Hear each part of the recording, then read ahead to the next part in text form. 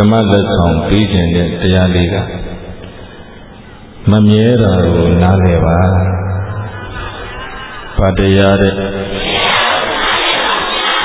အနေဇဝတ္တသင်္ခါရဥပ္ပဒဝယဓမ္မိနော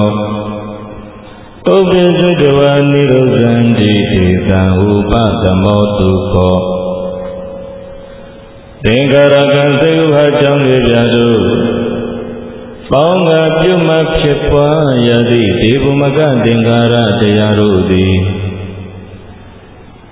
အနိစ္စဝတ္တမမြဲကြတိကုံစတကားဥပ္ပါဒဝယဓမ္မိနောဖြစ်လျင်ပြတ်သုံးချုပ်ဆုံးရခြင်းသဘောရှိကြသည်ကုန်၏ဥပ္ပိစတဝါအကြောင်းညီညွတ်တဲ့အခါဖြစ်ပေါ်လာကြကုန်ပြီ၍နိရုဇံတိကြောင်းတရားတွေချွေယွင်းပျက်စီးသွားတဲ့အခါချုပ်ပြောက်ပျက်စီးyooထုံးစံရှိကြသည်ကုန်၏ဒေသံတို့ယုံနာနှစ်သိန်းဖြစ်ခြင်းပြည့်ခြင်းတို့၏ဥပဒမောချုပ်ရမြည်ရာဖြစ်တဲ့နိဗ္ဗာန်အငြိမ့်သာကြည်သည်ကဒုက္ခချမ်းသာတကားတို့ထက်အချမ်းသာဆုံးကြီးစင်စစ်အမှန်ပင်ဖြစ်ပါပေတော်တည်း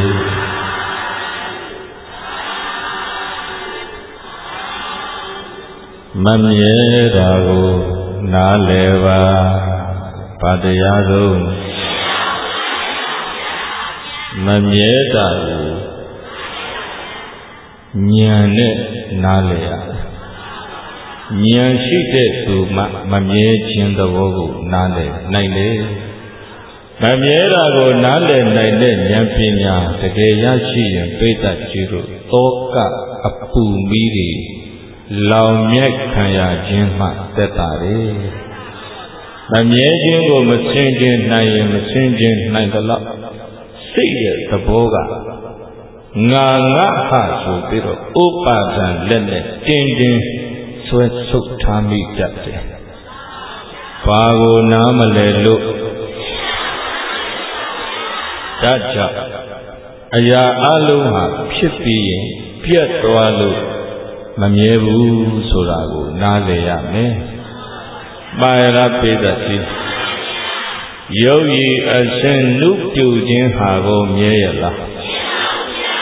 ယောဂီအစဉ်နုပြုခြင်းကအိုမင်းနောက်ဆုံးရှိကြ၏ယောဂီဘလောက်နုပြုလှပပေမဲ့လို့နောက်ဆုံးမှာအိုမင်းခြင်းနဲ့အဆုံးတတ်ရတာပဲမာရပိတ္တိဇီဝိထေလင်သက်ရှင်ခြင်းကသေမင်းနောက်ဆုံးရှိကြ၏အသက်ရှင်နေတာကိုမြဲရလားမမြဲဘူးကျမ်းမာတာကိုမြဲရလားကျမ်းမာတာဟာလည်းယောဂရခြင်းမှာဆုံးလာပါပဲဒါကြောင့်မမြဲတာကိုနားလည်ပါအတိတ်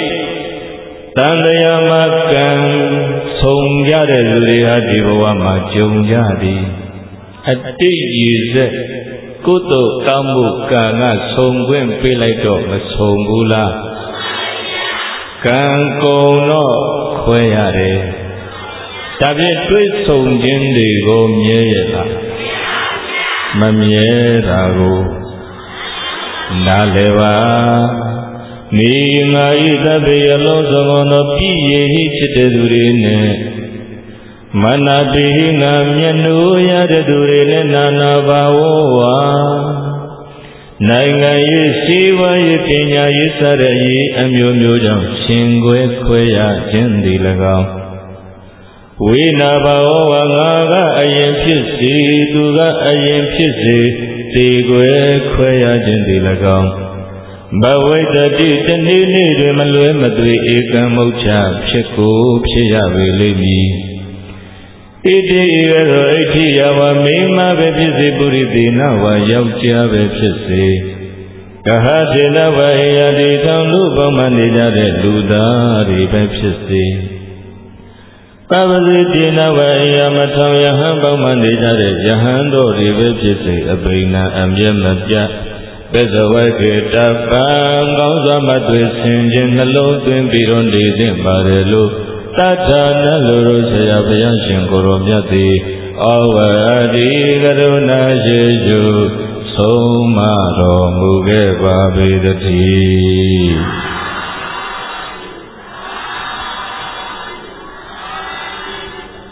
တွေ့ဆုံခြင်းဟာမမြဲပါမြဲရဲ့လားမမြဲပါဘူးတွေ့ဆုံခြင်းဟာခွဲခွာခြင်းမှာအဆုံးသတ်ရတာဓမ္မတာပဲမှားရလားပြည့်တဲ့ကြီးကိုချစ်တဲ့သားတွေသမီးတွေလည်းကောခွဲချိန်တန်ရင်ခွဲရတာပဲရှင်ခွဲလဲခွဲရတာတီခွဲလဲခွဲရတာပဲတဲ့ဒီရာပင်ကလေးတွေဟာမြစ်ပြင်မှာလှိုင်းနေပုတ်လို့ဆုံကြသည်လှိုင်းပုတ်လို့ပဲခွဲရသည်ပါရလားတတ္တဝါတွေဟာကံက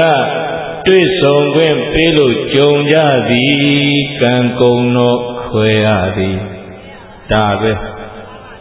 လှိုင်းပုတ်လို့ပဲဗေဒပင်လေးတွေကမြစ်ပြင်မှာမဆုံဘူးလားအဲ့ဒီလှိုင်းပုတ်လို့ပဲပါဖြစ်ကံကတွေ့ခွင့်ပေးလိုက်လို့ဒီဘဝမှာမိဘနဲ့သာသမီကြီးကိုမောင်နှမဆွေမျိုးအပေါင်းအသင်းတငယ်ချင်းဆိုပြီးဆုံကြကြုံကြတာကံကတွေ့ဆုံခွင့်ပေးလိုက်တာအဲ့ဒီကံကပဲကုံလို့ခွဲခိုင်းတော့ခွဲရတာပဲတွေ့ဆုံခြင်းဟာ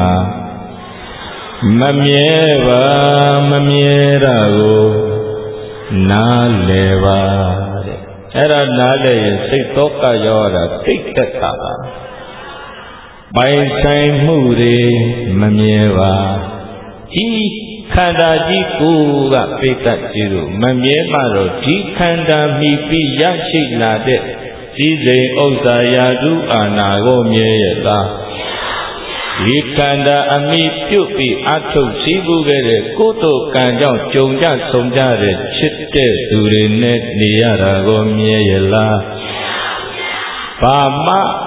မမြဲဘူးမမြဲတာကိုနားလည်ပါ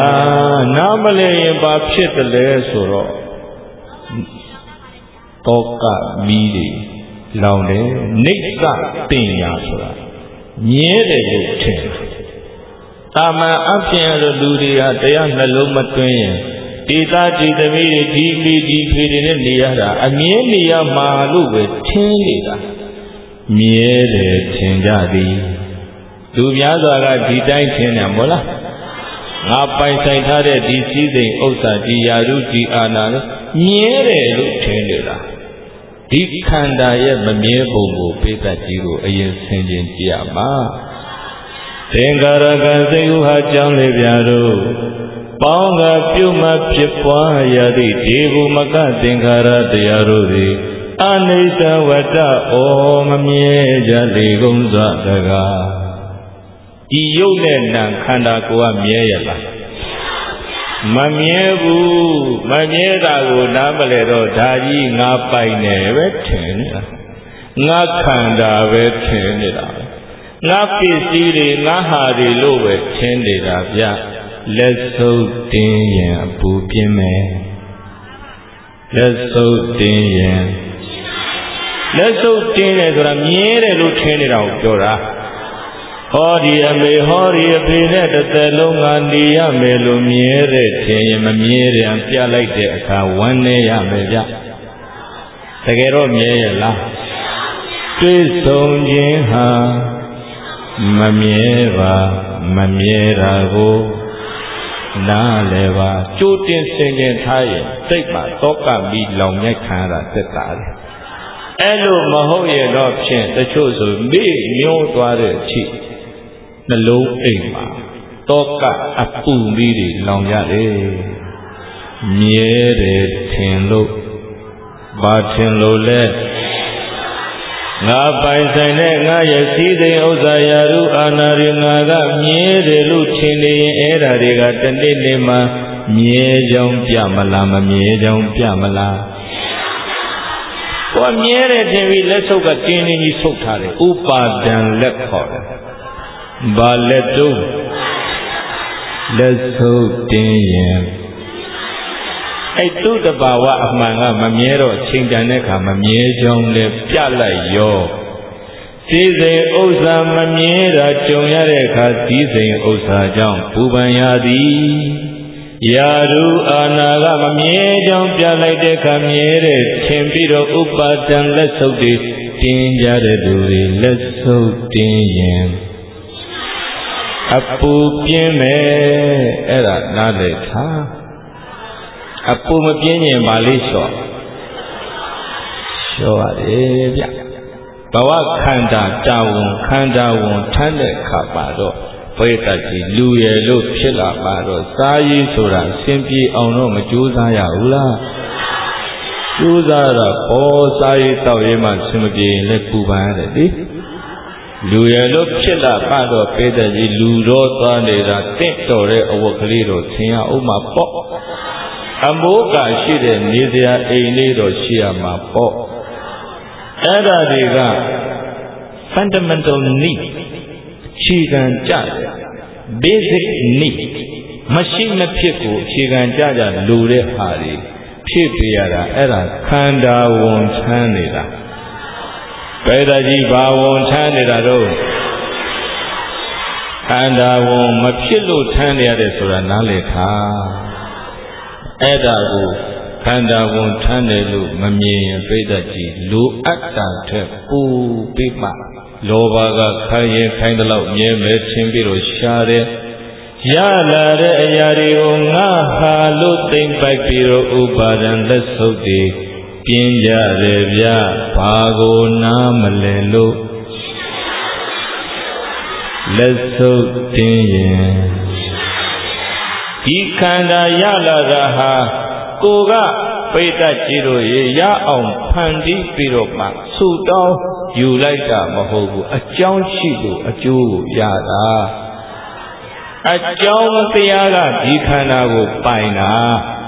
ဒီခန္ဓာငါပိုင်တာဟုတ်ရဲ့လားယုတ်တရားလည်း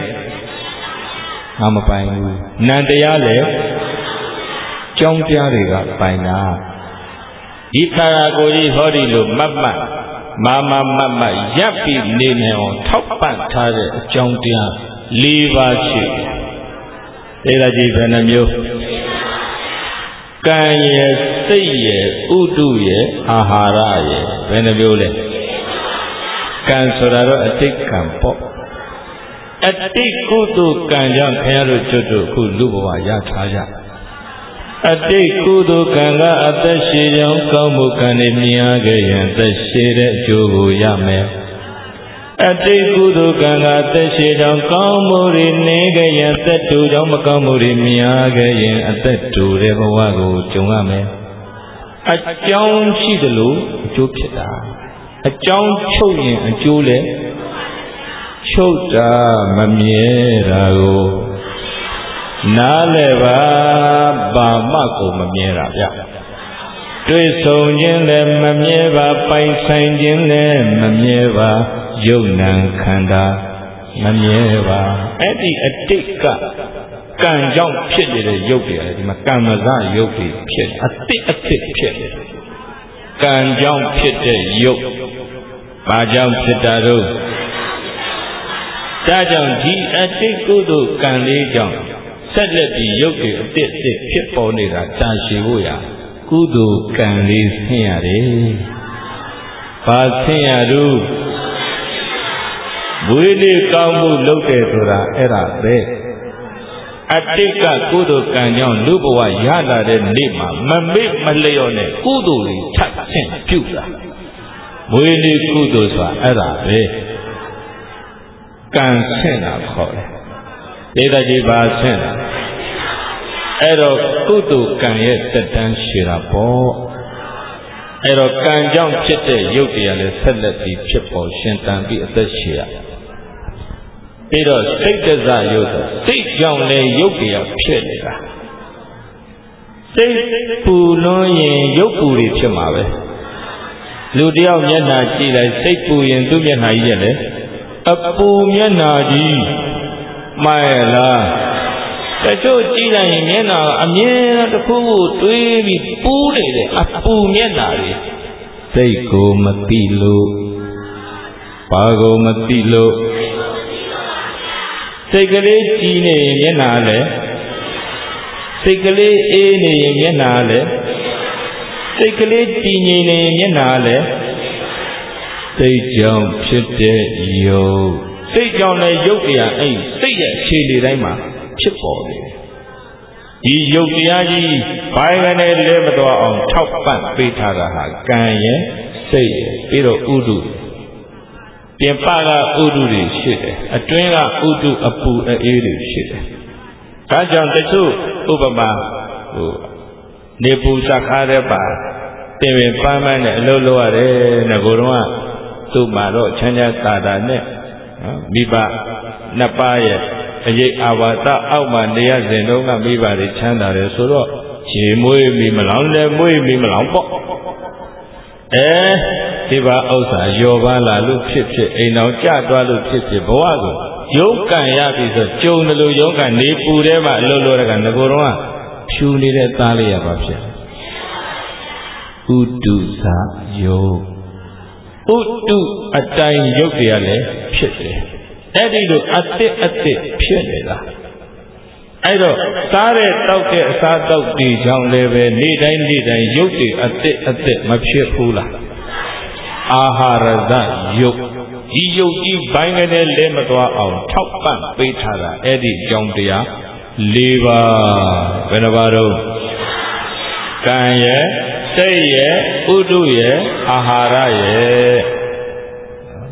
လူဘဝမှာရခဲ့တဲ့လူဘဝမှာအသက်ကိုရှည်လေးတည်ပြီးတော့ကုသိုလ်ကောင်းမှုတွေများစုပြီးအောင်ပြုတိုင်ဖို့ဆိုရင်ဒီတရားတွေ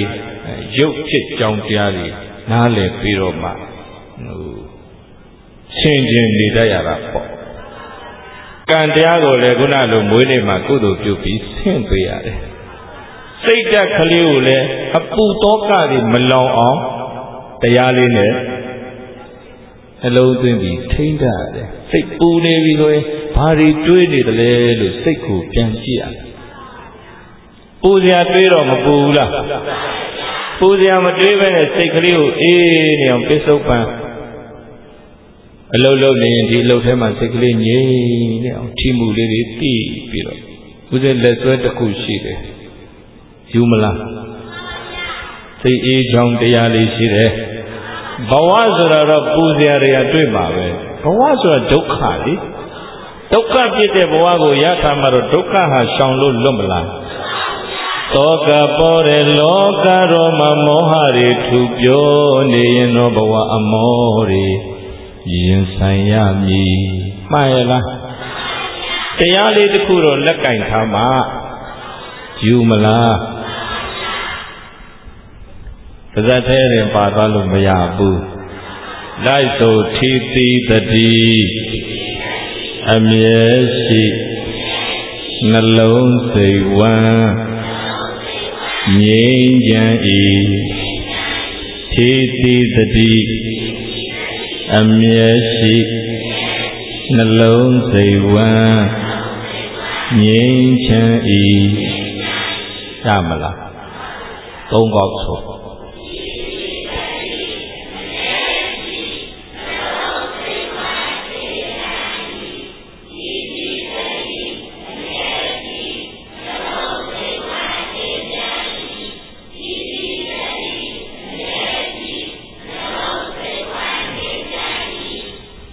တိတိတတိအမြဲရှိအောင်ကြိုးစားရှုမှတ်တာကအကြောင်းတရားနှလုံးစိတ်ဝမ်းငြိမ်းချမ်းတာကကျိုးတရားအကြောင်းကောင်းရင်အကျိုးကောင်းတာပဲကိုယ်စိတ်ကလေးမပူပန်အောင်စိတ်တရားရုပ်တရားလည်းကိုယ်မျက်နှာကြီးပူလောင်တဲ့မျက်နှာကြီးဖြစ်မနေအောင်ဆိုရင်အဲ့ဒါနဲ့နေရစိတ်ပူစရာတွေဘဝမှာတွေ့လာပြီးကြုံလာပြီးဆိုရင်စိတ်ကအဲ့ပူစရာကြီးပြဿနာကြီးအရှင်မပြေတာကြီးကိုမေ့ကိုမမေ့နိုင်ဖြစ်တယ်စိတ်ရဲ့သဘောရတယ်ရှင်းပြေတာဆိုမေ့ထားလို့ရသေးတယ်အရှင်မပြေတဲ့ကိစ္စများဆိုမေ့လို့မရဘူးတွေးနေတာသွားလဲဒီအတွေးစားလဲဒီအတွေးတွေးတဲ့အတွေးကအေးစရာလားပူစရာလားဆိုတော့ ပူဇေယတွေးလို့စိတ်ပူသည်မတွေးရင်မပူဘူးထိမှုဟာဝင်လေထွက်လေလိုပဲဝင်လေထွက်လေအမြဲတမ်းမတိမချင်းရှိနေတယ်လို့ပဲထိမှုကလည်းဘေးတည်းထိုင်နေတော့မရှိဘူးလားနန်းသွားတော့လေအလုတ်လုတ်တော့လေတုံးလုံးလဲလေ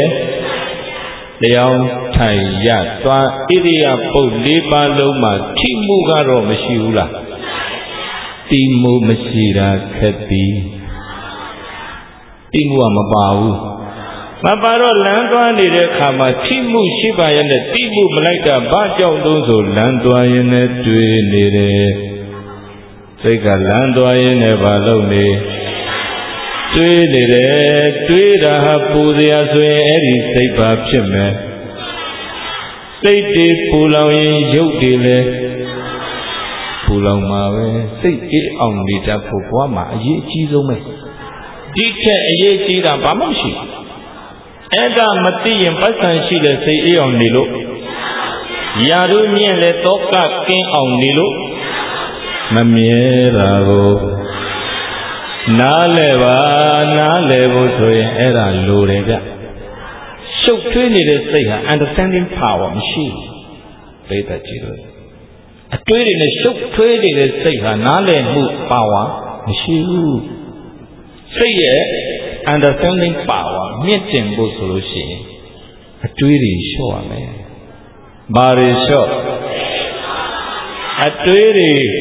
လျော့သွားရင်စိတ်ကပေါ့သွားတယ်ဒါဖြင့်စိတ်လေးနေတာဘာတွေကြောင့်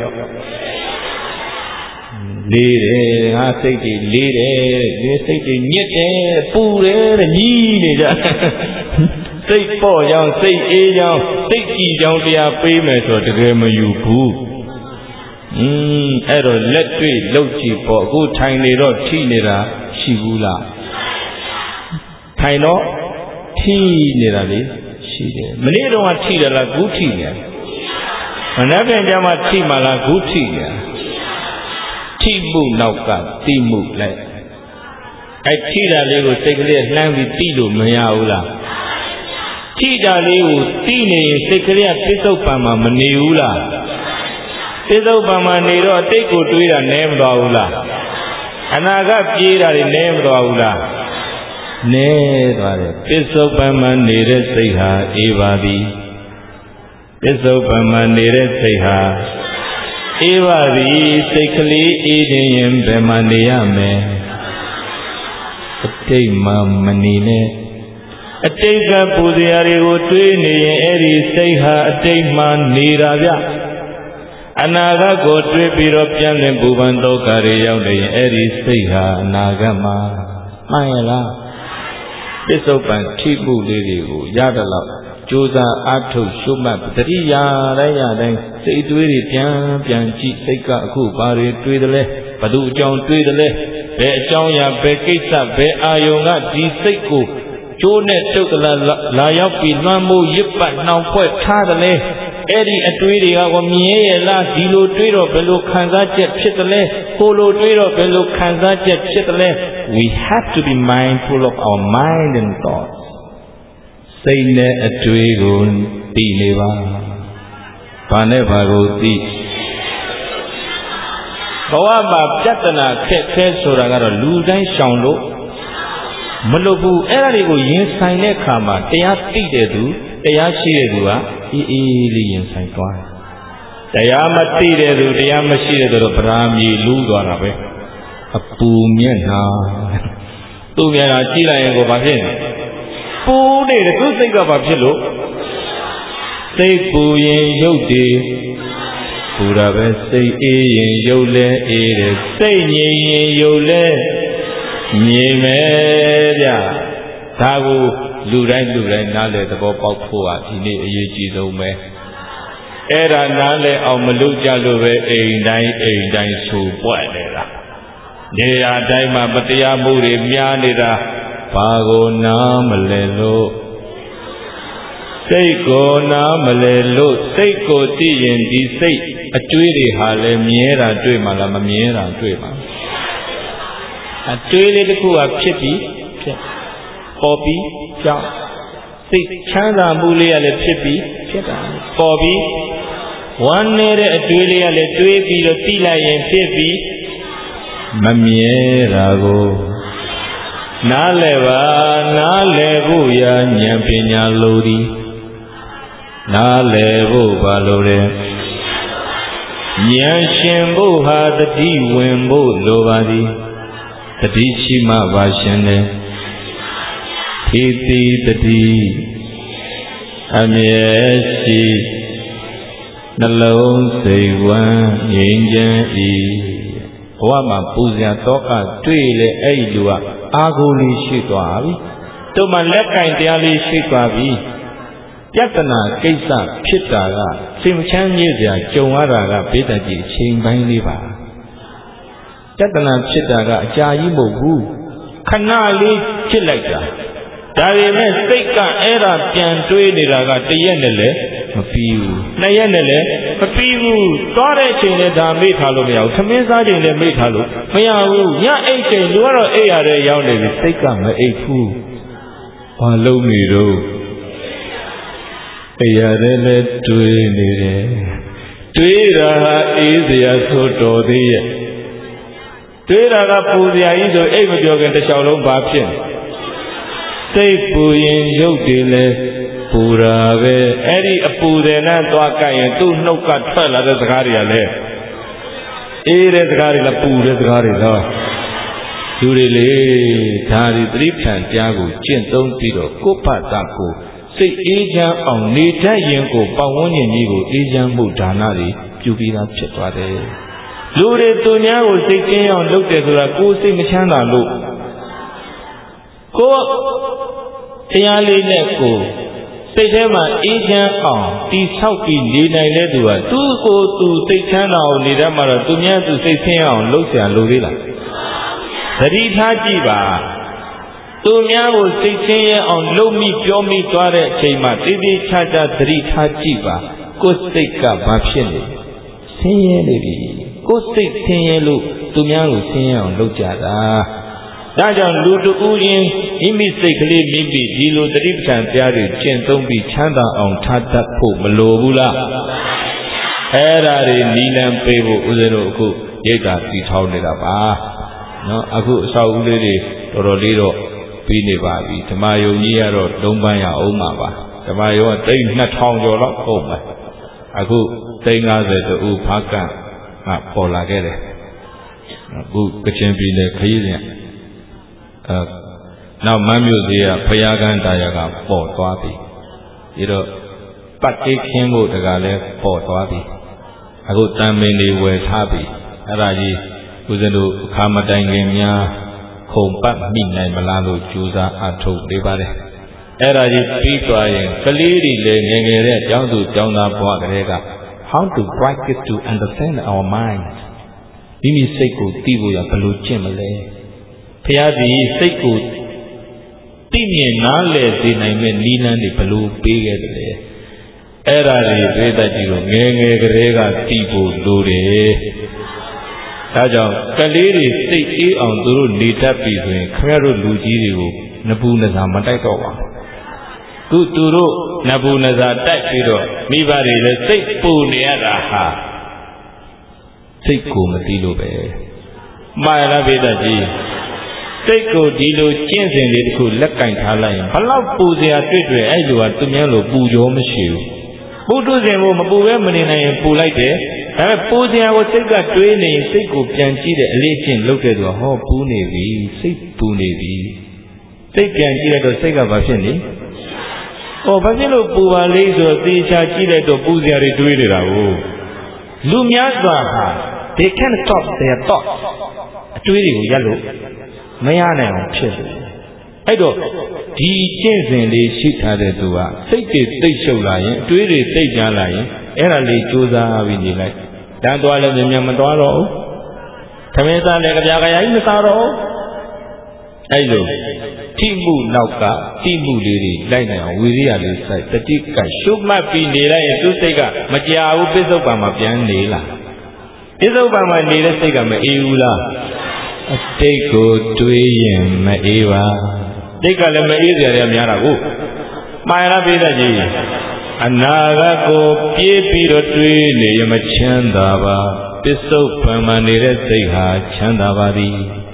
အဲ့ဒါပြိတ္တကြီးသူများလှုပ်ပေးလို့ရမလားဒါကြောင့်စိတ်ကြောင့်ဖြစ်တဲ့ရုပ်တည်ကြည်လင်စေဖို့ဆိုရင်စိတ်ကလည်းဘာဖြစ်ကြည်လင်နေရစိတ်ကြောင့်ဖြစ်တဲ့ရုပ်တည်အေးဖို့ဆိုရင်စိတ်ကလည်းအေးနေရမှာပြိတ္တရုပ်မျက်နှာကြီးမညစ်ဖို့ဆိုရင်စိတ်ကလည်းမညစ်ပဲကြီးနေမှာစိတ်ကိုကြည်အောင်သူများထားပေးလို့ရမလားမရပါဘူးအဲ့ဒါနားလည်ကြအဲ့ဒါနားလည်ရင်ဒုဘဝမှာသာသနာနဲ့ကြုံတော့လူဖြစ်တော့တကယ်လို့ရမှာဘာလဲဆိုတာသိလာလိမ့်မယ်ဝိပဿနာမမြဲတာကိုနားလည်ပါအဲ့ဒါကိုနားလည်တာဝိပဿနာဘာပါလဲအဲ့တော့စိတ်ကြောင့်ဖြစ်တဲ့ရုပ်တွေစိတ်ကလေးကိုအေးအောင်ထားလိုက်ရင်ပိုအသက်ရှင်ပါသိကြတယ်စိတ်ပူရင်ဒီရုပ်တရားကလည်းပူတယ်နှလုံးသားတွေလည်းပူတယ်ခဏခဏပူလောင်နေတဲ့မီးလောင်ခံရတဲ့နှလုံးသားဟာကျွမ်းမှာပေါ့အသက်တိုးမလားရှည်မလားဒါပဲအဲ့တော့စိတ်ကြောင့်ဖြစ်တဲ့ရုပ်တွေကြည်အောင်စိတ်ကလေးကြည်အောင်ထားတဲ့နည်းတွေသင်ယူပါနာကြားပါလေ့ကျင့်ပါဟုတ်ပြီလားဥတုနဲ့ပတ်သက်လို့လည်းမိမိခန္ဓာကအေးတဲ့ဥတုမှာမျှတသလားပူတဲ့ဥတုမှာမျှတသလားဆိုကိုယ့်ကိုယ်ဆင်ခြင်ရတာပဲဦးဇင်းတို့ဆိုလို့ရှိရင်အလယ်ပိုင်းဇာတိဖြစ်တော့မကွေးတိုင်းမင်းဘူးစကုဆိုတော့ပူတယ်လေငယ်ငယ်တဲ့အပူဒဏ်ခံရတော့ပူဒဏ်ကိုခံနိုင်ရှိတယ်တိတ်အေးတဲ့အေးဒဏ်ကိုခံနိုင်မရှိဘူးအဲ့တော့ဒီခန္ဓာဟာအေးနဲ့မတည့်တဲ့ခန္ဓာကိုအေးတဲ့နေရာကြာကြာထားရင် तू အသက်တိုးမလားရှည်မလားညံလေအသက်ပါဆောင်ဥစ္စာပါဆောင်ဒါပြောတာဥတုလေးကိုလည်းပြင်ပြီးတော့နေနိုင်ရတာအာဟာရကြောင့်ဖြစ်တဲ့ရုပ်တွေရှင်သန်ပြီးတော့နေဖို့ဆိုရင်အာဟာရလည်းကိုယ်နဲ့တဲ့တာမတဲ့တာညံနဲ့ရွေးချယ်စားတော့တတ်ဖို့မလိုဘူးလားဒီခန္ဓာကြီးဘိုင်းကနေလဲမသွားတာအဲ့ဒီအကြောင်းလေးပါထောက်ပံ့ထားလို့တဲ့နေကြည့်လိုက်ပါလားစာမစားပဲဒီနေ့နေတော့မလဲနိုင်ဘူးလားဘိုင်းကနေလဲသွားပါဒါဖြစ်ရင်ဒီခန္ဓာကြီးတောင်တင်းနေတာငါဆိုတဲ့အတ္တကြောင့်လားဒီအကြောင်းတရားတွေကြောင့်လားကံရဲ့စိတ်ရဲ့ဥရုရဲ့အာဟာရရဲ့အကြောင်းတရားကြောင့်ဖြစ်ပေါ်နေတဲ့ရုပ်ခန္ဓာဟာအကြောင်းတရားချုပ်ရင်ချုပ်မှာပဲချုပ်မှာပဲဟုတ်ပြီလားပြည်သက်ကြီးတတ်နိုင်တဲ့လောက်တော့ကုသိုလ်တရားတွေတိုးပွားအောင်ကြိုးစားဖို့ဝိပဿနာအားထုတ်ဖို့ရဒီခန္ဓာကျမ်းမာရေးကောင်းအောင်ကတော့အဲ့၄မျိုးကိုပြုပြင်နေရတာကံလည်းဆင့်မှာမွေးနေမှာပါဆင့်စိတ်ဓာတ်ကိုလည်းအေးချမ်းအောင်သတိပဋ္ဌာန်တရားနဲ့ပြုပြင်နေထိုင်တတ်ရင်အသက်မရှိနိုင်ဘူးလားဥတုလည်းဉာဏ်နဲ့ရွေးချယ်ပြီးတော့ခန္ဓာနဲ့တင့်တော်မြတ်တာအောင်ထားတဲ့ရင်ဒီခန္ဓာရှိကြာကြာနေမှာပေါ့ဘလောက်ထားနောက်ဆုံးတော့မွေးလာပြီးရင်ဖြစ်လာပြီးရင်သင်္ခါရကံစိတ်ဥဟာကြောင့်လေပြတို့ပေါင်းကပြုမှဖြစ်ပွားရာသည့်ဒီဘုမကယုံနံဓမ္မသင်္ခါရတရားတို့သည်အနိစ္စဝတ္တဩမမြဲကြလေကုန်စွာတကားဥပ္ပါဒဝယဓမ္မိနောဖြစ်လျင်ပြတ်သုံးချုပ်ဆုံးရခြင်းသဘောရှိကြလေကုန်စွာတကားဥပ္ပိစိတ်တဝါအကြောင်းညီညွတ်တဲ့အခါမှာဖြစ်ပေါ်လာပြီး၍နိရောဓံဒီကြောင်းတရားတွေကုံဆုံးသွားတဲ့အခါချုပ်ပြောက်ပျက်ဆုံးပျက်စီးဆုံးရှုံးရသဘောရှိကြလေကုန်၏ဒေသံတော်ယုံနာနှစ်သိန်းဖြစ်ချင်းပြည့်ချင်းတို့ဤဝုပသမောချုပ်ရငြိမ်းရဖြစ်တဲ့နိဗ္ဗာန်ငြိမ်းတတ်ကြည်သည်ကဒုက္ခချမ်းသာတကားတို့ထဲချမ်းသာဆုံးကြီးစဉ်စစ်အမှန်ပဲဖြစ်ပါပေတော်သတည်း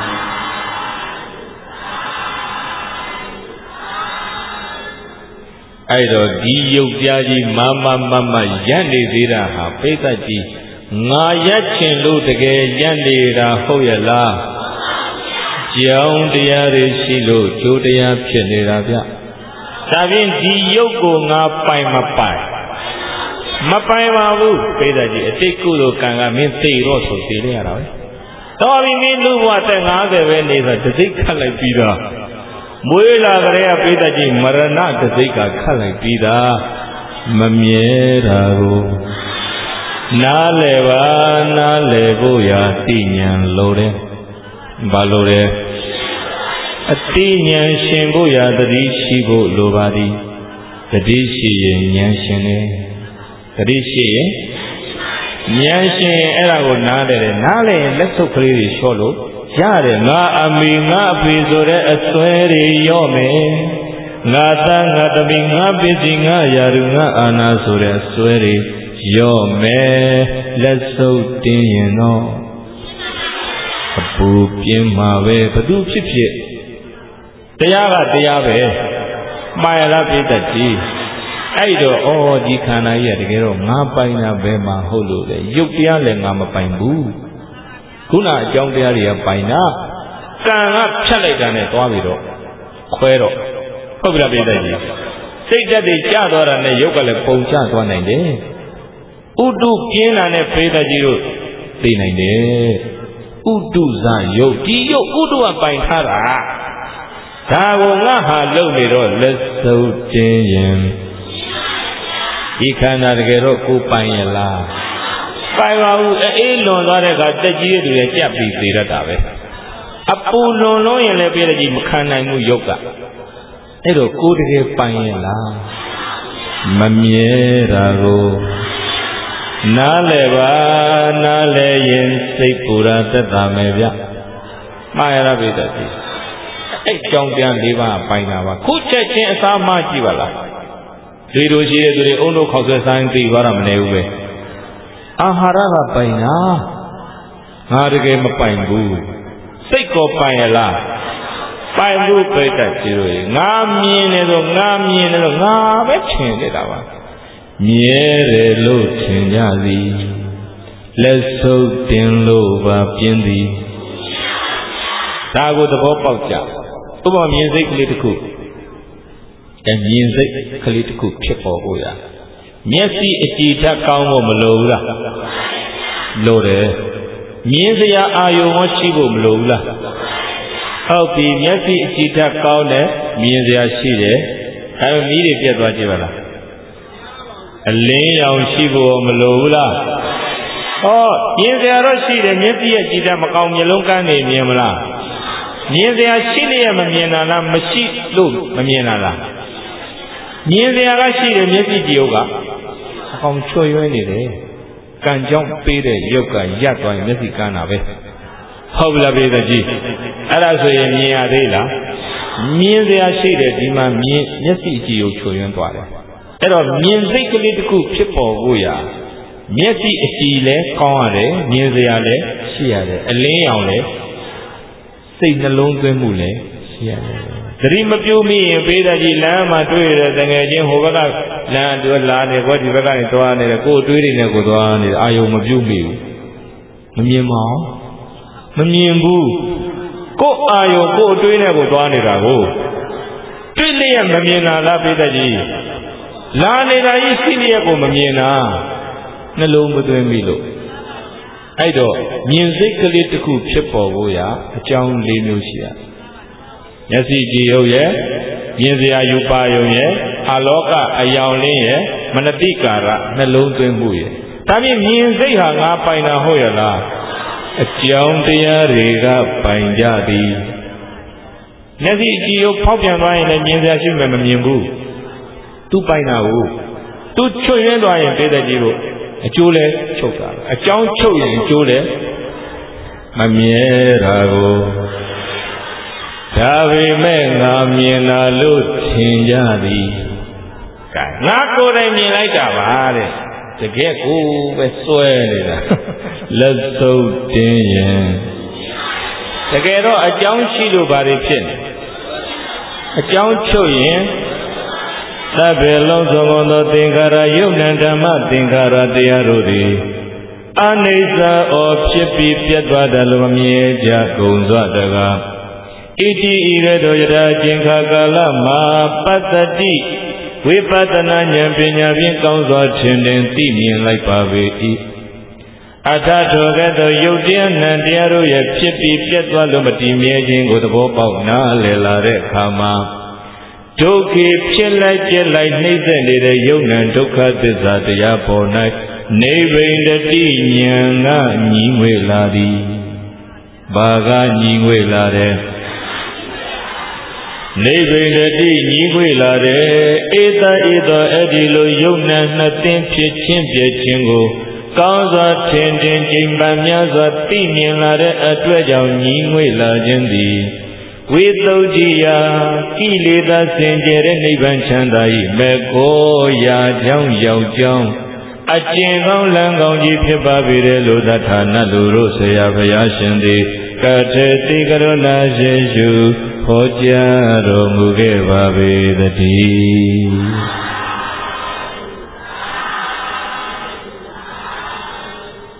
အဲ့ဒီရုပ်ကြားနံကြားတွေမတည်မြဲပုံကိုဝိပဿနာဉာဏ်နဲ့တကယ်သိမြင်လာရင်တဲ့ပေတတ်ကြီးတို့နိဗ္ဗိတတိညီငွေလာလိမ့်မယ်။ညာတို့တို့ယုတ်နံခန္ဓာပစ္စည်းဥစ္စာယာတုအာဏာတွေပေါ်ငါပိုင်တယ်လို့ဟုတ်ထင်ပြီးလက်ဆုပ်တင်းနေတာဟာဘာကိုနားမလဲလို့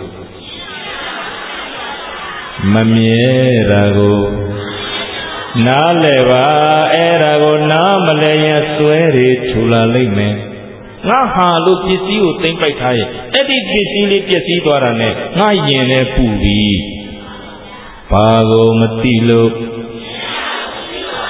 ဘာကိုနားမလဲလို့နားလဲသိပြီဝိပဿနာအာမထုတ်ရင်တော့ပေတတ်ကြီးတို့ရဲ့နားလဲဖို့ရမဖြစ်နိုင်ပါဘူးတကယ်တမ်းပြောရရင်အနိစ္စဒုက္ခအနတ္တဆိုတာပရိစိတ်တွေကိုနဲ့ဖေးတဲ့ကြီးတကယ်မမြင်ဘူး။အဲကြောင့်အခွင့်အာတုံးကြုံကြိုက်တုံးမှာဝိပဿနာအလုပ်အားထုတ်ကြရမှာအဲ့ဒီကြမှာစိတ်ကလေးကိုမငြိမ်တဲ့စိတ်ကိုတွေ့ပါပြီ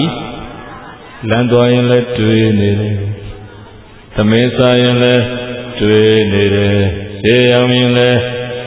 တွေ့နေတာလည်းမသိအဲ့တော့ပူဇာဆိုသူတွေကပူနေတာအဲ့ဒါပဲဒါကိုနားမလဲတော့ဘသူကြောင့်ဘယ်ဝါကြောင့်နင်းကြောင့်ငါစိတ်ပူဟာရှုပ်သွားတယ်လက်ညှိုးတွေထိုးပြီးပြဿနာတွေမဆုံးတော့မမြဲတာကိုနားလဲပါနားလဲရင်ပြဿနာတွေအလုံးအေးနိုင်သည်ဝိပဿနာဟာပြဿနာရဲ့အခြေအမြစ်ကိုရှင်းတာသိတာကြည့်လို့လူတွေလောကမှာဒီနေ့ပြဿနာဖြစ်နေတာအိမ်ထဲကစတနိုင်ငံလုံးတကဘာလုံးပြဿနာတွေဖြစ်နေတာအတ္တကြောင့်ဘာကြောင့်လို့ငါဟာဆိုတဲ့အစွဲတွေကြောင့်ပြဿနာများသည်မှန်လားပြည်တယ်သူတွေရေးကြည့်တယ်တွေးကြည့်ပါဆိုတဲ့ရေးထားတဲ့စာအုပ်ထဲမှာပါပါတယ်အတ္တဆိုတဲ့ခေါင်းစဉ်နဲ့အလုံးကိုငါနဲ့တူအောင်လုပ်ချင်လို့ဒုက္ခတွေများနေတယ်အလုံးကိုငါဟာဖြစ်အောင်လုပ်ချင်လို့ပြိပက္ခတွေတိုးနေတယ်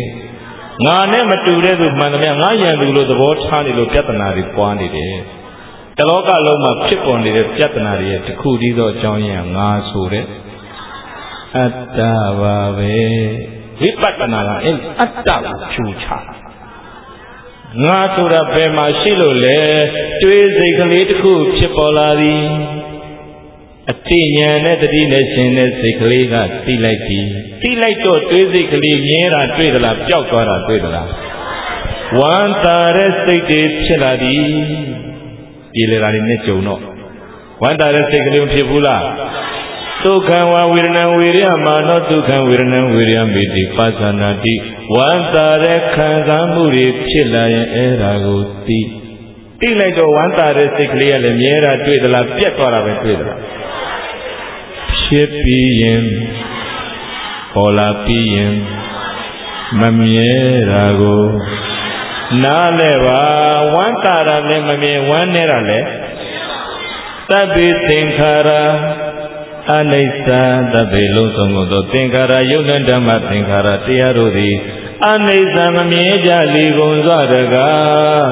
ဣတိဤကဲ့သို့ရာချင်းခါကာလမပတ္တတိဝိပဿနာဉာဏ်ပညာဖြင့်ကောင်းစွာထင်ထင်ကိုယ်တိုင်သိမြင်လာပါ၏ဣ အထတော်ကဲ့သို့ယုံနာနှစ်သိရဲ့ဖြစ်ခြင်းပြည့်ခြင်းကိုကောင်းစွာထင်ထင်သိမြင်လာတဲ့အခါမှာဒုက္ခဖြစ်လိုက်ပြလိုက်နဲ့နှိမ့်ဆက်နေတဲ့ယုံနာဒုက္ခသစ္စာတရားပေါ်၌နေဗိဒတိရင့်တန်လာတဲ့ဉာဏ်ကညီငွေလာမယ်ဧတဧသောအဲ့ဒီလိုယုံနာဒုက္ခသစ္စာတရားပေါ်မှာညီငွေလာခြင်းသည်ဝိသုဒ္ဓိယအခုဗုဒ္ဓဘာသာဝင်တွေဆူတောင်းနေတဲ့နိဗ္ဗာန်တပေစယောဟောတုလို့ဆူတောင်းနေတဲ့နိဗ္ဗာန်ချမ်းသာတရားဤမေကောရရာကြောင့်လမ်းကောင်းလမ်းမှန်ကြီးဖြစ်ပါပေတယ်လို့တတ္ထာနလူတို့ဆရာဘုရားရှင်သည်အဝေါသကရုဏာရှိရှုဟောကြားတော်မူခဲ့ပါပေတည်း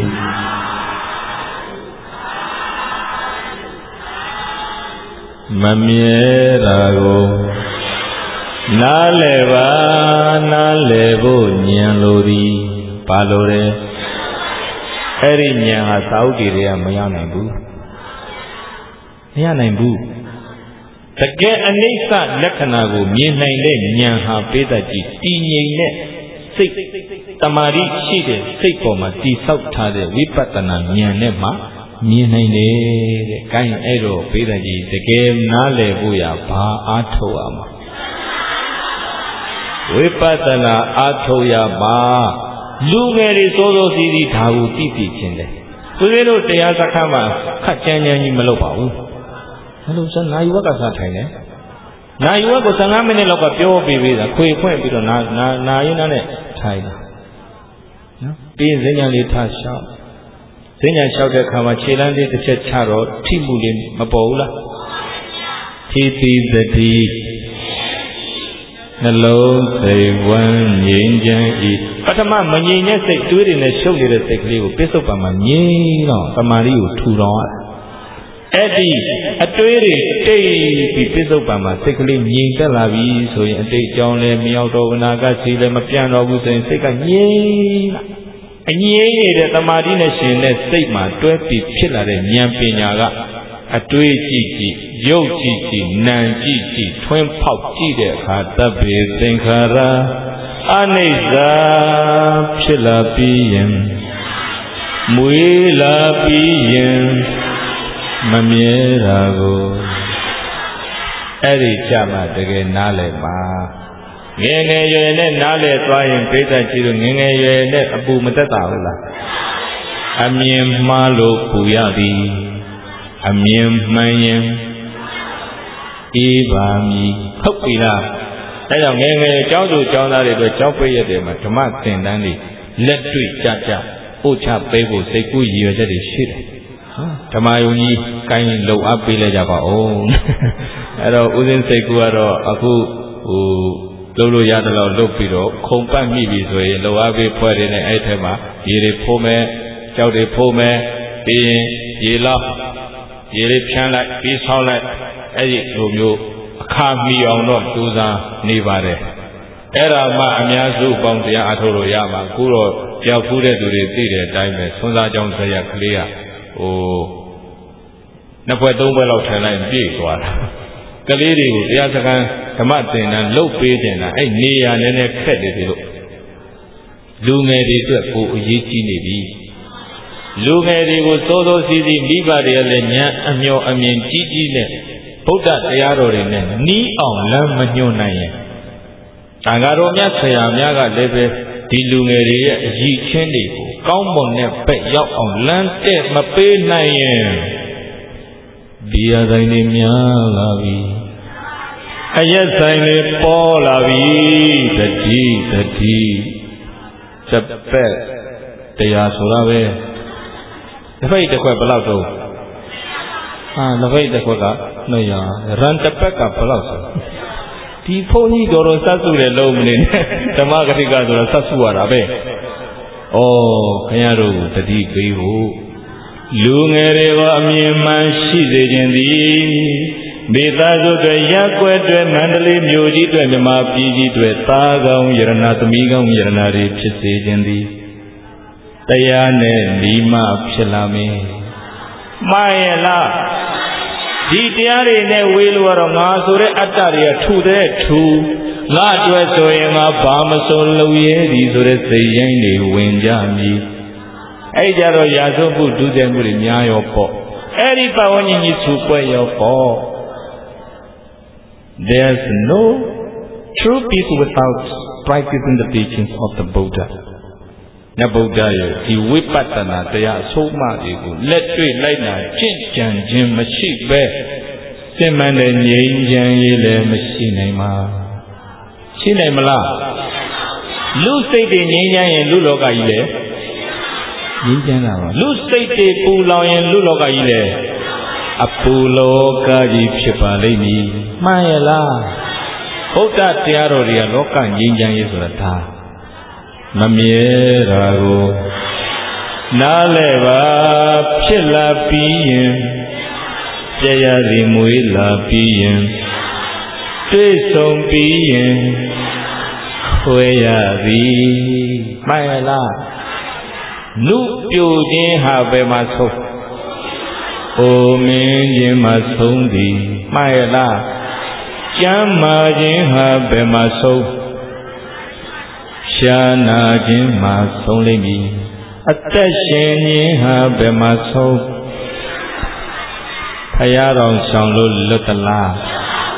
မလွတ်ဘူးသရဓမ္မသုတ်ဆိုတာရှိတယ်အဲ့တော့မြတ်စွာဘုရားတာဝတိတီကပုဗ္ဗာယုံကျောင်းမကြီးဝိတာခာဆောက်လို့လူတန်းထားတဲ့ပုဗ္ဗာယုံကျောင်းတွေကဝိတာခာရဲ့ပြတ်တတ်ကျောင်းမှာသတင်းသုံးနေတဲ့ချိန်ပေါ့ပြတ်တတ်ကျောင်းမှာသတင်းသုံးညနေခင်းလေးတစ်ခုမှာနေကြီးနွေနေညနေခင်းနေကြီးလေးရတဲ့အနောက်ကနေထိုးကြဘုရားမြတ်စွာကျောင်းပေါ်ကနေဆင်းလာပြီးတော့မှအရှိအယတ်သို့မျက်နှာမူရှေ့ရမျက်နှာမူပြီးတော့ကျောင်းကြီးရဲ့ရှေ့မှာအဲ့နေကြီးညနေခင်းနေကြီးလေးထိုးကြနေတဲ့အချိန်ရှေ့ဘက်မျက်နှာမူကျောဝသင်္ကန်းကိုသာလေးချနေသာလုံလာဘုရားပါလုံလို့အဲ့ဒီအချိန်မှာညီတော်အာနန္ဒာကမြတ်စွာဘုရားနဲ့ချင်းကပ်လာပြီးတော့မှဗုဒ္ဓရဲ့အဲဒီခန္ဓာကိုယ်ကိုဆုပ်နေပြီးတော့ပြုစုပါတယ်။ဦးမင်းကြီးပေါ့အဲ့ဒီအချိန်မှာဗုဒ္ဓသင်္ကန်းတော်လေးပခုံးကနေရှော့ချပြီးနေစာလုံနေတုံးမှာခြေစုပ်လက်နဲ့ပြုတ်ပေးရင်းနဲ့ညီတော်အာနန္ဒာမျက်လုံးပြူရှာသည်အော်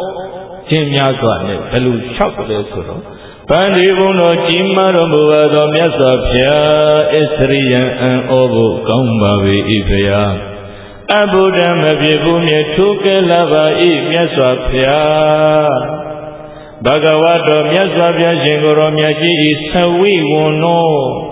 အယေရှင်တိနာပရိသုဒ္ဓောအရင်တုန်းကလိုမစင်ကြယ်တော့ပြီဘုရား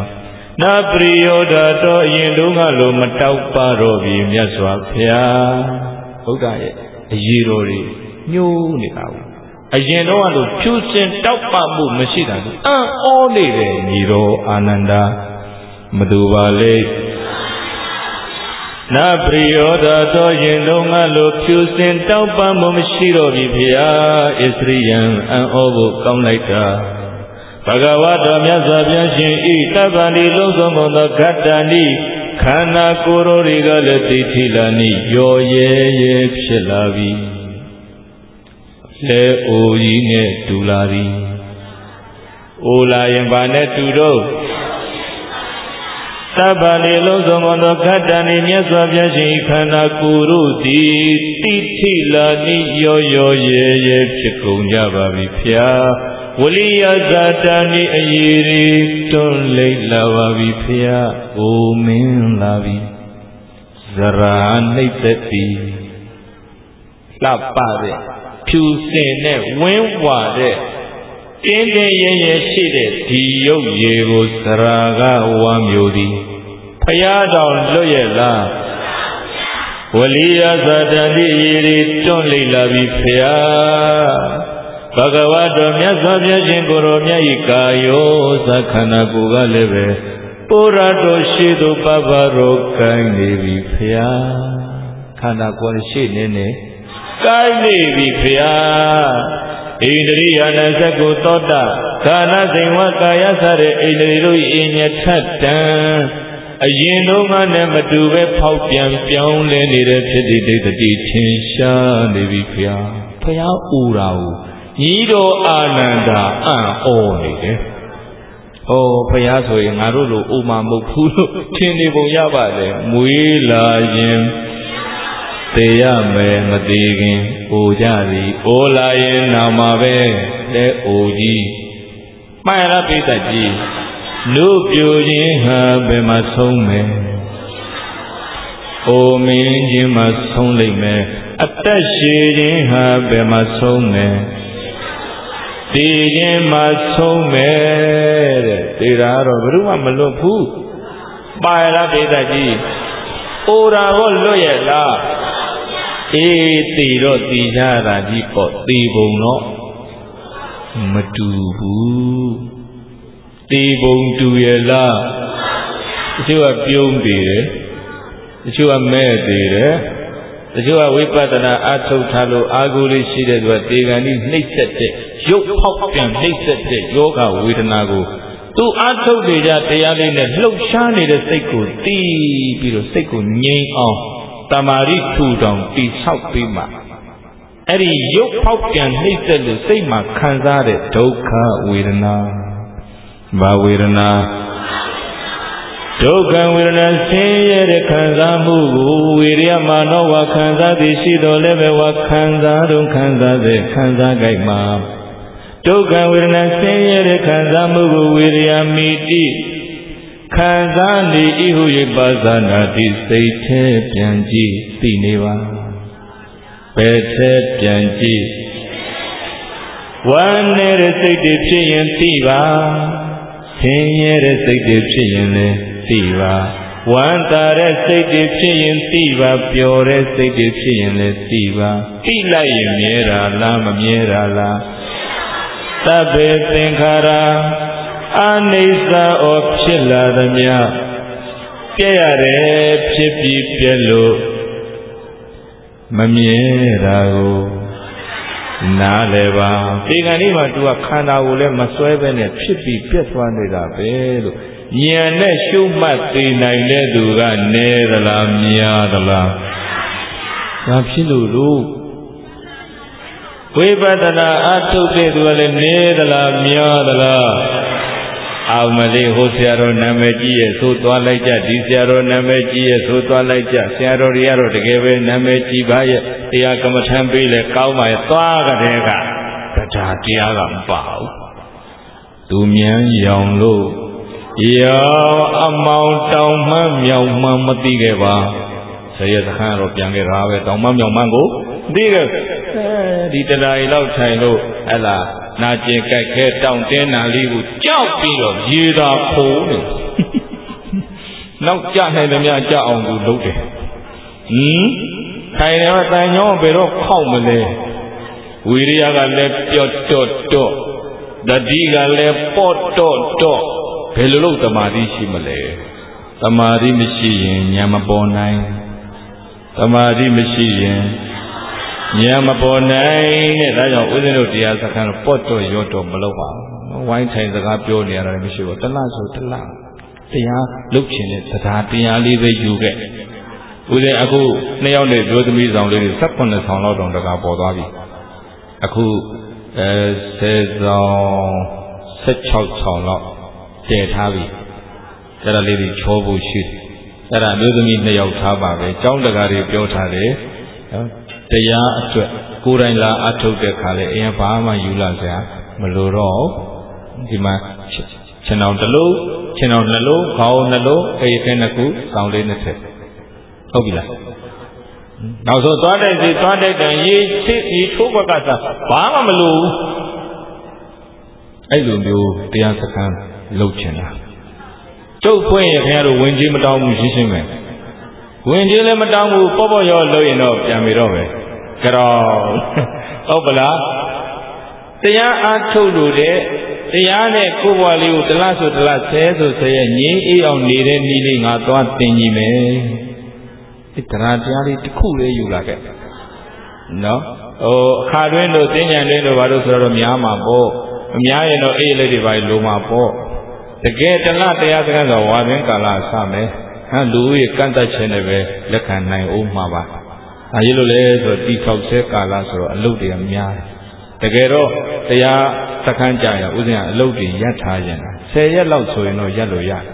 ခုပြီးခဲ့တဲ့ဝါတွင်း10ရက်စပြီးလုပ်ပါတယ်ကျောင်းတွင်းနဲ့အပြင်အသိမပါပါဘူး2ယောက်ပဲပါပါတယ်ဟုတ်တလာကြီးကြတော့ဓမ္မယုံကြီးကဝင်ငွေရှိလူသူရှိဆက်လောက်ရမှာဆိုတော့ဒါကြီးမြန်မြန်ပြီးမှအများအထိုးလို့ရမှာဟုတ်တကယ်တော့အလုပ်တွေအကုန်ရပ်မှာကောင်းတာအဲ့တော့အများကြီးလက်မခံသေးဘူး30သို့မဟုတ်50လို့မှန်းပါတယ်ဘာမှအဲ့လိုခံဖို့ကြယူလာစရာမလိုတခုတည်းတရားတရားလေးယူခဲ့ပါပါဠိတော်မြတ်စွာဘုရားဟောတဲ့တရားတွေကငါကိုယ်တိုင်ကိုယ်ကြတကယ်တရားတရားနဲ့ကြိုးစားအားထုတ်ကြည့်ရင်ငါစိတ်နှလုံးငြိမ်းအေးမှုကိုအတိအကျသေချာပေးနိုင်တဲ့တရားလို့တရားပေါ်ယုံကြည်တဲ့တကယ်လုပ်ချင်တဲ့တရားတရားလေးပါလာရင်ဒီဘုန်းကြီးမရှိရင်ထွက်ဟောပြီးစားစရာရှာပေးပါမယ်အခုစံနေစုထားပြီးဟုတ်ပြီလားတရားစကားကြရင်တော့ဥစဉ်ဟိုလိုသွန်းတကာကွန်းတကာလည်းဒီလိုနေ့စဉ်ကြီးလိုမရှာဘူးစိတ်ကူးတယ်တလာကြီးကိုဥဒ္ဒရှင်ပဲလွဲမှာလေအဲ့တော့ဆံလုံလောက်တယ်ဆိုရင်ဆံမလိုဘူးဆံလူကြမလိုဘူးစီလိုရင်စီလိုမဲ့စီလိုရင်လူဟင်းနေတိုင်းဖန်ပြီးပေးဖို့ရဟင်းတွေလူချင်းလူဒါပဲအဲ့တလအတွင်းမှာကိုယ်အစဉ်ပြေတဲ့ရက်လာကတ်ချင်တယ်ဒါကလည်းအဲ့လိုလုပ်ဖို့စိတ်ကူးပါဝါဆိုတဲ့နေ့ကစပြီးတော့ဝါကောင်လပြည့်စီတလဖြစ်မယ်နော်အဲ့တော့နောက်ကြရင်တော့အပေါက်ဝါကလှည့်ပြန်ဟုတ်ပလားဒေသကြီးဥစဉ်စဉ်းစားကြည့်တယ်လူတွေလို့တရားနဲ့ဘယ်တော့ဝေးလာပြီလဲဘဝရဲ့ဝတ်တရားတွေလည်းရှုပ်ထွေးလာပြီအလုပ်တွေကတော့ဒီထက်ရှုပ်လာမှာပါပဲရှုပ်လာအောင်မှာခစ်ကြီးကိုကရှုပ်တဲ့ခစ်ကြီးမှန်လားသိပ္ပံနဲ့ဤပညာကလည်းဝယ်စရာတွေတီထွင်ပေးတာမများလည်းများသလားလူအပ်တာတဲ့ကိုပိုးနေပြီအဲ့တော့ဝယ်ဖို့ပတ်စံခမရတို့ရှာလေသူ့မှာရှိရင်ငါမှလည်းရှိအောင်မှဆိုတဲ့ competition ပြန်ဆိုင်မှုတွေကလာတယ်လာဘူးလားအဲ့တော့ရအောင်ရှာလေးဝယ်ဖို့ကောင်းတဲ့နည်းနဲ့ရှာမလားမကောင်းတဲ့နည်းနဲ့ရှာမလားဟုတ်တဲ့နည်းနဲ့ရှာမလားမဟုတ်တဲ့နည်းနဲ့ရှာမလားဘယ်လိုရှာတော့များတယ်ကိုယ့်အကိုစဉ်းစားဒါတော့လူလောကထဲနေတဲ့တရားဓမ္မတွေပူပြီးမှပေါ့အလုတ်တွေရှုပ်လာတော့တရားနဲ့ဝေးမလာဘူးလားတပတ်ကလေး10ရက်ကလေးအလုတ်တွေရက်ခဲ့ဖို့တောင်လွယ်ရလားနောက်တစ်ချိန်မှနေစရာလည်းပြီးပါမယ်စားစရာလည်းကျွေးပါမယ်တရားလည်းပြီးမယ်စိတ်ကလေးကိုငြိမ်းအေးအောင်ထားပြီးဒီတရားလေးကျင့်သုံးပြီးနေပါလို့ဆိုရင်မနှဲရှာရွယ်မဲ့အနေထားမှာရောက်သွားလိမ့်မယ်မမြဲတာကိုနားလဲပါဟုတ်တယ်ထင်တဲ့အရာတွေအားလုံးတစ်နေ့ထားပြီးတော့သွားရလိမ့်မယ်မှန်ရလားငါပိုင်တဲ့အရာတွေအားလုံးကိုတစ်ချိန်တစ်နေ့မှထားခဲ့ရမယ်သဘောပေါက်လားငါချစ်တဲ့သူတွေငါကိုချစ်တဲ့သူတွေနဲ့တစ်နေ့မှခွဲခြင်းတန်ကခွဲကြရမယ်မမြဲတာကိုနားလဲပါအဲ့ဒါနားမလဲလို့တရားကြိုလို့နဲ့သေခံလေးတော့မဲ့သေးတယ်တချို့အန်ကျိတ်တောက်ခောက်ပြီးသေကြတာလို့ရှိဘူးလားသေခံလေးမှဝေးရောင်နဲ့ဟိုသားမလားလေးမဒီသားမလားဆွဲသေးတာလည်းမရှိဘူးလားလောဘနဲ့သေပြိတ္တာပြီးမကြွမလော့ကြတာဒီလောဘနဲ့သေလို့ဘာနဲ့သေလို့တော့ဒါကြောင့်ပိဋကကြီးသေတာတော့တူတယ်သေပုံကသူတချို့ကကောင်းတဲ့ကံကမ္မနမိတ်ခတိနမိတ်နော်လူဘဝမှာတန်ဖိုးရှိအောင်နေခဲ့တယ်ကိုတတ်တယ်တော့အများကျိုးလေဆောင်ရွက်ခဲ့တယ်ကိုမိသားစုကျိုးလေဆောင်ရွက်တယ်အကုသိုလ်နည်းအောင်နေတယ်ညာကျိုးရှိမဲ့ကုသိုလ်လုပ်ငန်းတွေကိုဖြူစင်တန်ရှင်းတဲ့စိတ်နဲ့လုပ်ခဲ့တယ်ဒီကံလေးတော့ဒီကောင်းမှုလေးတွေအာရုံပြုပြီးတော့သူ့စရိုက်ကောင်းမှုတွေများများပြုခဲ့တဲ့သူတွေဒီကံလေးနှလုံးသွင်းကောင်းတာပေါ့နှလုံးသွင်းကောင်းတဲ့စိတ်နဲ့သိရင်ကောင်းတဲ့ဘုံဘဝရောက်မှာပေါ့နှလုံးသွင်းမှားပြီးတော့များအကုသိုလ်ကံကမ္မနမိတ်ဂတိနမိတ်နှလုံးသွင်းသိမိလောဘနဲ့သိတကယ်ရှိတယ်ယုံလား မယုံရင်တွေ့ပြီမယ်လားကဲပရိသတ်ကြီးတို့ပစ္စည်းဆွဲတယ်လို့ပစ္စည်းနဲ့မလွတ်မကျွတ်တဲ့ဟာတွေရှိတယ်ပရိသတ်ကြီးတို့လူဆွဲတယ်လို့တူဆွဲတယ်လို့တူနာမခွာနိုင်တဲ့ဟာတွေရှိတယ်ရေစက်လိုက်ချပေးရတာကိုပဲ2ကြိမ်3ကြိမ်ရှိနေပြီဒါသူတို့ကသွားမေးကြည့်ပြီတော့ပရိသတ်တို့ရေအဲ့ကိတ္တဆိုတာမှပိတဝတ္ထုတွေဖတ်ကြည့်အမျိုးမျိုးရှိတယ်အဲ့ထဲကနေမှပရဒတ္တုပဇီဝီကိတ္တဆိုတာသူတို့ကိုရည်စူးပြီးတော့သူတို့ကိုကြံရည်သူများကရည်စူးပြီးတော့ကောင်းမှုကုသိုလ်တွေပြုအမြအတမ်းပေးဝေမှာကိုညှော်လင့်စောင့်စားနေရတဲ့ကိတ္တမျိုးတွေရှိတယ်အဲ့ဒီကိတ္တဘုံဘဝများသေကံဤစိတ်နှလုံးသွင်းမှပြီးရောက်သွားခဲ့ရင်ကျွတ်ကြပါစေလွတ်ကြပါစေချမ်းသာကြပါစေလို့ဒါတွေလောက်တာဗျာအခုဒီတရားပွဲရတယ်အဲ့ဒါရည်စူးတာမဟုတ်လားသူတို့ကိတ္တဘဝမရောက်လို့အဲ့လာကုသိုလ်ကောင်းမှုအာယုပြုနှလုံးသွင်းကောင်းတဲ့စိတ်နဲ့တည်လို့ကောင်းတဲ့ဘဝရောက်ရင်လည်းဒီကုသိုလ်ကိုမရဘူးလားကိုကအရင်ရတာပါဒီမှသူတို့ကိုရည်စူးပြီးအမျှဝေရတာ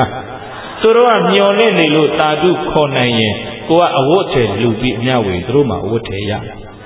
ကိုကစားစရာဆွန်းဘောဇင်များလှူတန်းကျွေးမွေးပြီးတော့အမျှဝေသူတို့မှစားစရာရအဲ့ဒီလိုရည်စူးပြီးတော့အမျှဝေရတာပေတဥဒိဋ္ဌဒါနာလို့ခေါ်ပါဒါနာပေတဆိုတာအဲ့ဘဝဟောင်းကဆွေဟောင်းမျိုးဟောင်းတွေကိုဒီဘဝကတည်ဆုံးသွားတဲ့ဆွေမျိုးမိတ်သင်္ကာများကိုကုသိုလ်ကောင်းမှုဖို့မျှော်လင့်နေတဲ့တိတ်တာတွေကိုပေတခေါ်ပရဒတ္တုပဇီဝီတိတ်တာလို့ခေါ်ဥဒိဋ္ဌဆိုတာအခုပြုတဲ့ကုသိုလ်သူတို့ကိုရည်ညွှန်းတာဒါနဆိုတာကအလူပေးတာပေးပြီးမှသူတို့ကိုအမြဝေရာအဲ့တော့ငါဘလို့သိမလဲကျူစင်းသာမမြဲတာကိုနားလဲပါနားမလဲရင်သေကနေ့မှအစွဲထူလိမ့်မည်မှားရလားမမြဲတာကိုနားလဲအောင်ကြိုးစားပါအားထုတ်ပါနားမလဲရင်သေကနေ့မှသေမင်းနဲ့စိတ်ခင်းရတဲ့ခါယာရုအာနာစည်းစိမ်ဥစ္စာအာကိုလို့မရပါကြောက်လန့်ပြီးတော့တွန့်ဆုတ်ပြီးတော့အန်ကျိတ်တောက်ခောက်သေးရင်တော့ကောင်းရရောက်မလားမမြဲတာကိုနားလေဘုရားဘာအားထုတ်ရမှာတော့အဲ့တော့မွေးလာရင်တော့အိုးမှာပါပဲသိတဲ့နုပြုတ်ခြင်းကဘယ်မှာဆုံးမှာအခုမြတ်စွာဘုရားတောင်အိုရင်းဘေးကလွတ်ရဲ့လားညီတော်အာနန္ဒအံ့ဩယူရသည်တအံ့တော်နဲ့ခြေစုပ်လက်နဲ့နောက်ကျောလေးတွေပုတ်တက်ဆုပ်နေပြီးရင်လျှောက်ထားတော့မြတ်စွာဘုရားကအာနန္ဒငါဘယယထံတော်ပါမခါသာလိမ္မာညီဝအာနန္ဒဧတံဝဇနတင်လျှောက်ထားတဲ့စကားဟာဧဝံသစ္ဆံအမှန်ပဲငါဘုရားအိုလာပြီဘုရားလည်းပဲပိဋကကြီးတို့မွေးလာတော့အိုရသည်နုပြူခြင်းဟာဘယ်မှာဆုံးမယ်သရဓမ္မောယုပိနိဗျာတိဓမ္မောအာရောဇေမရဏဓမ္မောဇီဝိတေကြောင်းတဲ့ရှေ့မှာလေးစားလှုပ်ရင်းနဲ့ဘုရားကညီတော်အာနန္ဒာကိုဟောနေတာအာနန္ဒငါဘုရားယထံတော်ပါမခါသာလိမ္မာညီဝအာနန္ဒာယုပိနိနုပြူခြင်းသဘောရှိတယ်ဆိုရင်သရဓမ္မောအိုခြင်းသဘောလည်းရှိပါတယ်ဘုရားမအိုဘူးမှန်တယ်အံ့တော်နဲ့မအိုဘူးလားအိုသလားအရေးတွေတွန့်နေပြီဘုရားမိမိန်ကုန်မိမဖြူစင်တော့ပါမတောက်ပါတော့ပါခန္ဓာကိုယ်ဟာရောတိရောရဲဖြစ်လာပြီဘုရားရှေ့သို့အနေငယ်ကိုင်းနေပြီဘုရားဆိုတော့ရွတ်ပင်ကြီးနုပြူခြင်းသဘောရှိတယ်ဆိုရင်သရဓမ္မောအိုခြင်းသဘောလည်းရှိတယ်အာနန္ဒာဘသူကမိတ်နေဗျာရိဓမ္မောအာရောဂေနာယောဂကင်းခြင်းသဘောရှိလက်သောဗျာတိဓမ္မောနာခြင်းသဘောလည်းရှိတယ်ဒီဟာတွေဆင်ခြင်ထားမှာနုပြိုတဲ့ရွယ်မှာနုပြိုခြင်းရဲ့လမ်းဆုံးအိုမင်းခြင်းကိုဆင်ခြင်မထားရင်ယုပနမန္တတတေဘာမန္တုငါငယ်ပြီးတော့ပဲတရားလှုပ်ရှားမလိုပါဘူး ပထမရွယ်မှာပညာရှားမှာတဲ့တရားတော့မရှားပညာရှားရင်ငယ်ငယ်နဲ့သိသွားကြတာမရှိဘူးလားတရားနဲ့တွေ့အောင်မလားမမြဲတာကိုနားလည်ပါအောင်မလားရှားမမရှားပဲပညာပဲရှားတယ်ဘွဲ့ပဲရသွားတယ်တရားတော့ရှားလို့လားမရှားလို့လားအဲ့ဒါယုပ္ပနမံကိုနှိမ်ဖို့ရအဲ့ဒါချင်းချင်းထားတဲ့ကျမ်းမာခြင်းသဘောရှိရင်ဖြာနာခြင်းသဘောလည်းမရှိဘူးလားကိုအမြဲတမ်းကျမ်းမာနေမယ်လို့မထင်ကြနဲ့အဲ့ဒါကျမ်းမာတော့မှနာခြင်းသဘောချင်းချင်းထားရင်မနာခင်မှတရားရှာမိမှာပေါ့ဆိုတော့ငါကျမ်းမာသေးတာပဲတဲ့ငါအလုပ်လုပ်နိုင်ပါသေးတယ်ငါရှာနိုင်ပါသေးတယ်ရှာပေါ့ဒုတိယအရွယ်မှာဥစ္စာရှာတဲ့တရားတော့မရှာအဲ့တော့ဥစ္စာတော့ရခြင်းရမှာပေါ့တရားတော့မမြဲတာကိုတရားမှမရှာရင်နားလည်ပါဦးမလားနားလည်နေပြီဘာအထုမှနားလည်မှာတို့အဲ့ဒါအာရောက်ကြမှန်ဆိုတာတက်တယ်အာနန္ဒကိုညီပါအာနန္ဒဇီဝိတေသက်ရှင်ခြင်းသဘောရှိတယ်ဆိုရင်မရဏဓမ္မောသိခြင်းသဘောလေရှိတယ်သက်ရှင်ခြင်းဟာဘယ်မှာဆုံးမယ်မဟုတ်ဘူးလားအဲ့ဒါမေ့နေကြမေ့နေကြတော့မနေ့ဖြင့်ဒေဥတဲ့ချောခံမဲ့ကြက်ကြီးချင်းကြီးနဲ့တည်သွားတာပြင်ဘူးလားမနေ့ဖြင့်သူတို့ဒေဥတဲ့ရောက်တော့မှတိရဲ့လားမသိတော့ကြက်ချင်းထဲမှာတကောင်နဲ့တကောင်သူ့ကောင်းစိတ်လိုက်ကိုယ်ကောင်းစိတ်လိုက်ကြက်ချင်းထဲမှာကြက်တည်ရန်ဖြစ်နေတာဘာကိုနားမလဲလို့ဒီနေ့ဟိုအိမ်မှာလဲဖြစ်ချက်ဒီအိမ်မှာလဲတကြမိသားစုတိုင်းဆူလို့ပွက်နေတာဘာကိုနားမလဲလို့မသိခင်မှာကုသိုလ်ကံပေးလိုက်လို့တွေ့ဆုံနေရတဲ့တွေ့ဆုံခြင်းတွေဟာယံဖြစ်ဖို့ဖြစ်နေတာနှမျိုးစရာမှန်ရပိတ္တိ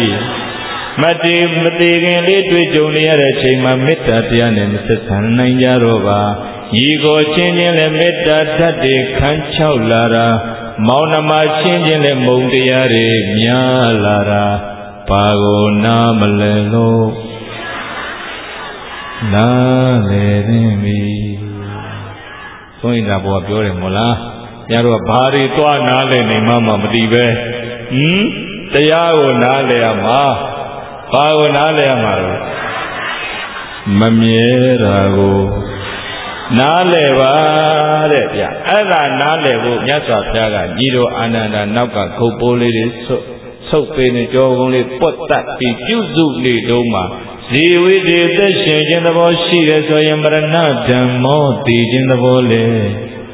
ရှိတယ်မသိခင်မှာပိဋကကြီးအမုန်းနဲ့ဆက်ဆံတာကောင်းသလားမေတ္တာနဲ့ဆက်ဆံတာကောင်းသလားဒါပေမဲ့တရားနဲ့တရားကြည့်တဲ့မျက်လုံးတွေမှာမေတ္တာတတ်တွေခန်းချောက်နေတာဘာကိုနားမလဲလို့နားလေရင်ဒီအဲ့ဒီအတွက်ဒီတရားဟောတာပါမဟုတ်ရင်တော့ဘဝတက်တန်တူတူလေးတွင်မှာအမုန်းနေနဲ့ကုန်ကြမှာရံဖြစ်ချင်းနဲ့ပဲကုန်ဆုံးကြမှာပဲမှန်ရလားပိဋကကြီးအဲ့တော့နုပြူခြင်းဟာအိုမင်းခြင်းမှာဆုံးမယ်ညီတော်အာနန္ဒာကိုဘုရားကဟောတာဘုရားကိုယ်တိုင်မအိုဘူးလားမနာဘူးလားဝမ်းတော်လာတဲ့ယောဂရပါသည်ဒါနာခြင်းကလွတ်လို့လားမလွတ်လို့လားသက်ရှင်ခြင်းဟာဘယ်မှာဆုံးမယ်တရားကိုပြည့်စုံကြည့်လို့လူပြောတော့မသေးရဘူးလားမွေးလာသမျှတွေ့ဆုံခြင်းဟာဘယ်မှာဆုံးမယ်မေငါဤသဗ္ဗေအလုံးစုံသောပြည့်ရည်ဖြစ်တဲ့သူတွေနဲ့မနာပေငါမျက်နှိုးရတဲ့သူတွေနဲ့နာနာဘာဝဝါအမျိုးမျိုးသောကြောင့်ကြောင့်ရှင်ွယ်ခွဲရခြင်းတွေ၎င်းဝိနာဘာဝဝါငါကအရင်ဖြစ်စေသူကအရင်ဖြစ်စေ တေဝေခွဲရခြင်းဒီ၎င်းဘဝိတတိတနေ့နေ့တွင်မလွဲမသွေဧကံမုတ်ချဖြစ်ကိုဖြစ်ရပေလိမ့်မယ်လို့အဘိညာခြင်းမပြတ်ပစ္စဝကိတပံကောင်းစွာမသွေဆင်ခြင်းနှလုံးသွင်းပြီးတော့နေရမယ်လို့တထာနလူရောဆရာဘုရားရှင်သည်ကထေတိကရုဏာရှိရှုဟောကြားတော်မူခဲ့ပါပေတည်း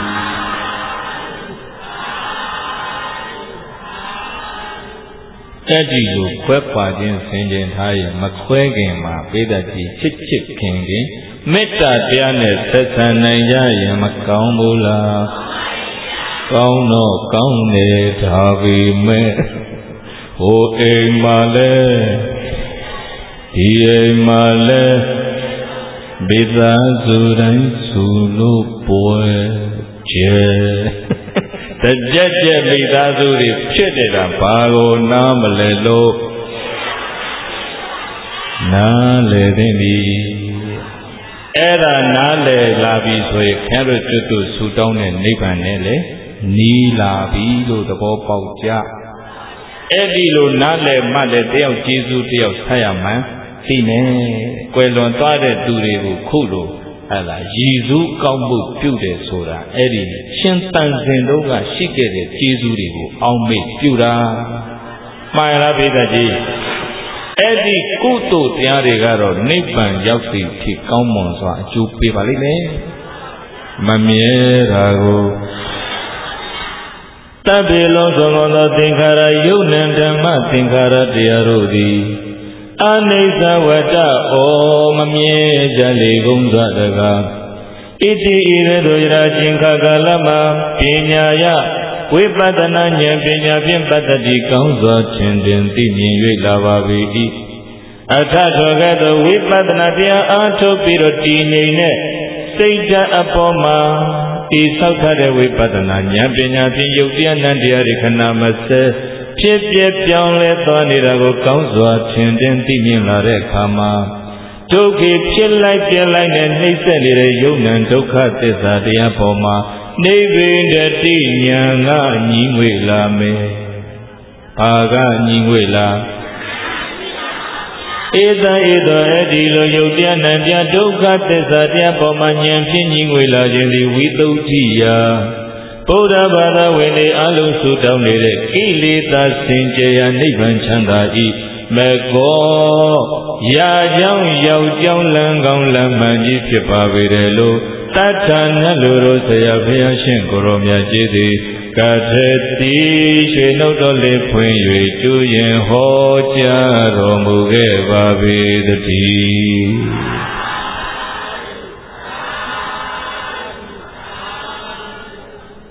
အဲ့ဒီပါအကြောင်းလေးရှိပါပြုစုနေတဲ့ညီတော်အာနန္ဒာကိုဘုရားကအဲ့ဒါနားလည်ဖို့ဟောခဲ့တာညီဘွားအာနန္ဒာအသက်100ပဲရှည်ရှည်တဲ့နောက်ဆုံးပဲမှဆုံးတာသိခြင်းမှဆုံးရတာပဲကွယ်တဲ့သိမင်းဆိုတဲ့မရဏမိဟာ30ပုံရှိသမျှဘယ်တတ္တဝါကိုမှခြံမထားခဲ့ဘူးတဲ့ခေါ်ချိန်တန်ရင်ခေါ်တာပဲအလက်ကြရင်လိုက်ရမယ်ပြင်ဆင်ထားဘာကိုနားလေအောင်ပြင်ထားနားလေရင်တော့ပိဋကကြီးနေရတဲ့ကာလမှာလေအစွဲအဲ့ဒါရော့တဲ့အတွက်ကြောင့်စိတ်ပေါ်ပါတယ်မှန်ရလားကုသိုလ်တရားတွေတိုးဖို့ဆိုရင်လည်းအဲ့ဒါနားလေရမှာနားလေအောင်ကဘာအားထုတ်ရမှာအဲ့ဒီလိုကြိုးစားအားထုတ်ပြီးတော့ပါဝိပဿနာဉာဏ်ရင့်တန်ပြီးပဲဉာဏ်ပူဉာဏ်ထိရရှိအောင်အားထုတ်ဖို့လူဖြစ်လာတာသာသနာနဲ့တွေ့တော့မဲ့ဒီခွင့်ရရတယ်ဆိုတာသဘောပေါက်နားလည်၍အားလုံးစစ်မှန်တဲ့ချမ်းသာတရားကိုဝိပဿနာဉာဏ်မဲ့ဉာဏ်ပူဉာဏ်တို့ဖြင့်ရှာဖွေတွေ့ရှိနိုင်ကြပါစေ